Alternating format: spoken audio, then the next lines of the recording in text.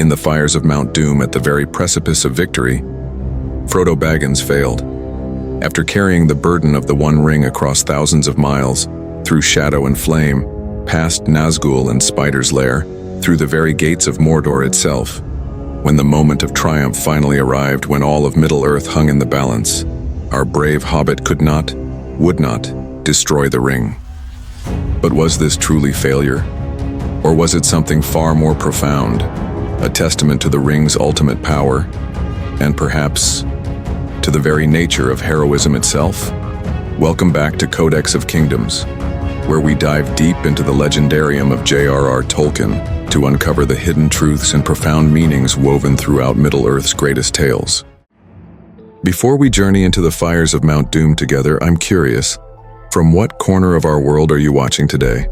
Whether you're in the Shire-like countryside of New Zealand, the ancient forests of Europe, or anywhere else across our beautiful planet, drop your location in the comments below. I love seeing where our fellowship of Tolkien enthusiasts spans across the globe. And if you find yourself drawn into these deep dives into Middle-earth's mysteries, consider subscribing and hitting that notification bell. These explorations take us to some truly fascinating places in Tolkien's world, and I'd hate for you to miss any of our adventures together. Picture, if you will, the Sammath Naur, the chambers of fire deep within Mount Doom, the very heart of Sauron's power, where the One Ring was forged in the fires of creation and malice. Here, suspended over the molten cracks of doom, Frodo Baggins stands at the culmination of his quest. The journey has taken its toll. Gone is the plump, comfortable hobbit who once lived quietly in Bag End. In his place stands a figure worn thin by suffering, his body weakened, his spirit stretched to its very limits by the constant weight of the ring. His faithful Sam has carried him up the treacherous slopes of the mountain, and now they stand together in the chamber where all of Middle-earth's fate will be decided. But then, something extraordinary happens. Something that shocked readers when they first encountered it, and continues to spark debate among Tolkien scholars to this day. Frodo claims the ring as his own. "I have come," he declares, his voice carrying new authority, "but I do not choose now to do what I came to do. I will not do this deed. The ring is mine." And in that moment, Frodo Baggins, our humble hero, our unlikely champion, appears to fail at the very threshold of success. To truly understand what happened in those chambers of fire, we must first grasp the true nature of the One Ring itself. This is no mere piece of jewelry, no simple magical artifact. As Tolkien himself wrote in his letters, the ring is a device of such malevolent power that it seeks always to corrupt and dominate any who possess it. The ring was not just made by Sauron, it contains a significant portion of his own power, his malice, his will to dominate. Tolkien described it as holy evil in one of his letters, explaining that it was impossible for anyone to voluntarily destroy it while actually bearing it. The ring's influence grows stronger the closer one comes to the place of its making, feeding off the very fires that forged it. Think about this for a moment. Every step Frodo took toward Mount Doom, the ring grew heavier, not just physically, but spiritually and mentally. It whispered to him constantly, showing him visions of power, tempting him with promises of dominion. By the time he reached the Sammath Naur, Frodo had been carrying this burden for months, resisting its influence through sheer force of will. But here's what makes Tolkien's storytelling so profound. He understood that even the purest heart has limits. When we examine Frodo's failure more closely, we begin to see the psychological masterpiece that Tolkien crafted. Throughout their journey, we witness Frodo's gradual transformation. He becomes secretive about the ring, possessive of it. He begins to understand Gollum in ways that disturb his companions. In the tunnels beneath the Duath, when Sam briefly carries the ring, Frodo's reaction is telling. He becomes aggressive, suspicious, almost violent in demanding its return. This isn't weakness, it's humanity. Or rather, in the case of hobbits, it's the fundamental nature of any conscious being faced with absolute corruption. Tolkien, who served in the trenches of World War I and witnessed humanity at both its best and worst, understood that heroism isn't about being perfect. It's about continuing to fight even when you're losing parts of yourself along the way. Frodo's true heroism lies not in any single moment of triumph, but in his persistence despite the ring's corruption. Consider this. Every other ring-bearer we encounter in Tolkien's works eventually succumbs to the ring's power. Isildur, who had the perfect opportunity to destroy it at Mount Doom centuries earlier, chose to keep it. Bilbo, after decades of possession, could barely bring himself to leave it behind, and only did so with Gandalf's intervention. Boromir, merely in the ring's presence, was driven to madness and violence. But Frodo? Frodo carried it for months, resisted its influence through some of the darkest places in Middle-earth, and made it all the way to the fires of Mount Doom. In this context, his claim of the ring seems less like failure, and more like an inevitability that he managed to postpone longer than anyone thought possible. Here's where Tolkien's deep understanding of mythology and human nature truly shines. In most heroic tales, the hero succeeds through their own strength, their own virtue, their own determination. But Middle-earth operates under different rules that reflect Tolkien's deeply held Catholic beliefs about providence, grace, and the limitations of individual will.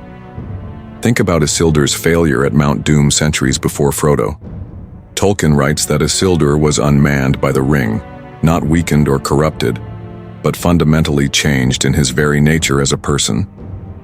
The ring doesn't just tempt, it rewrites the fundamental desires and motivations of those who bear it.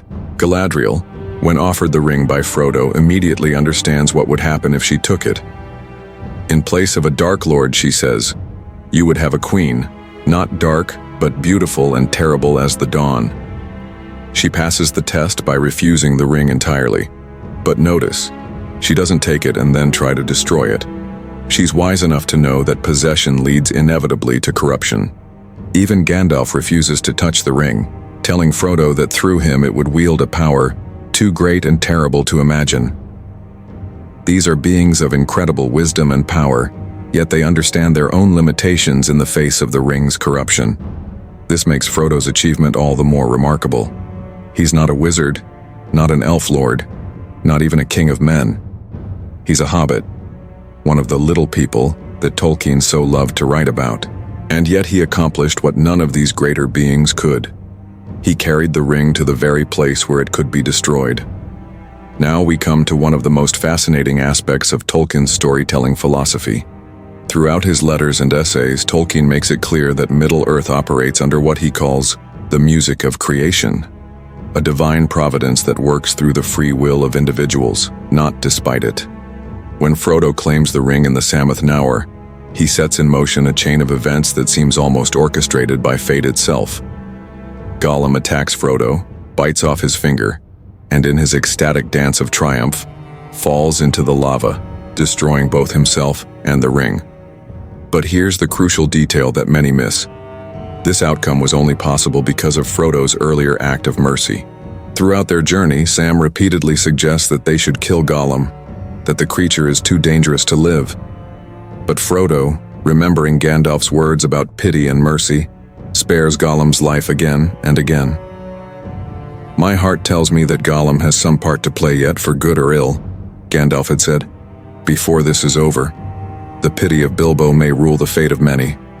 And indeed it does.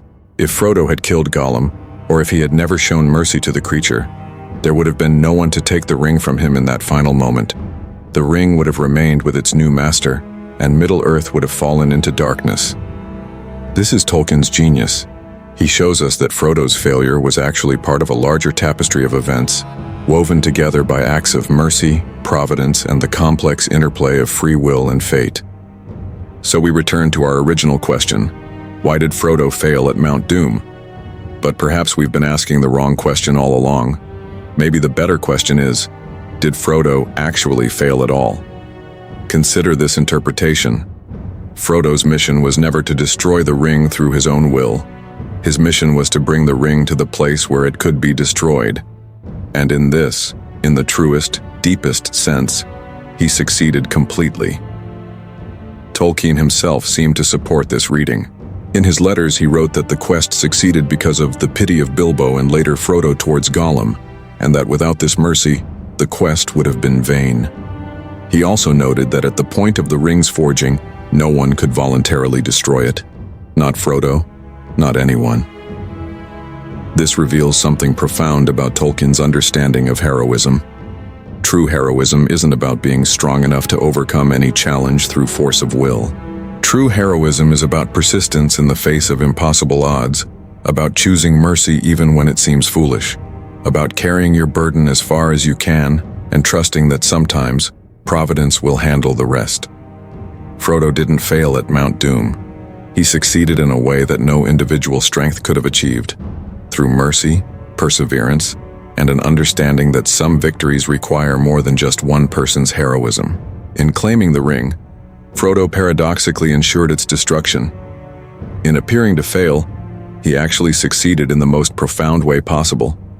And in showing mercy to a creature that everyone else saw as irredeemably evil, he saved not just his own quest, but all of Middle-earth. That, my friends, is not failure. That is grace in action. But there's one more layer to this story, one that speaks to Tolkien's understanding of the cost of heroism. Frodo may have succeeded in his quest, but he was forever changed by it.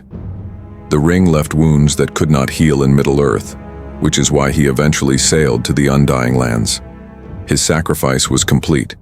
He gave not just his comfort, not just his safety, but ultimately his ability to find peace in the world he had saved. This too is part of the story's profound truth.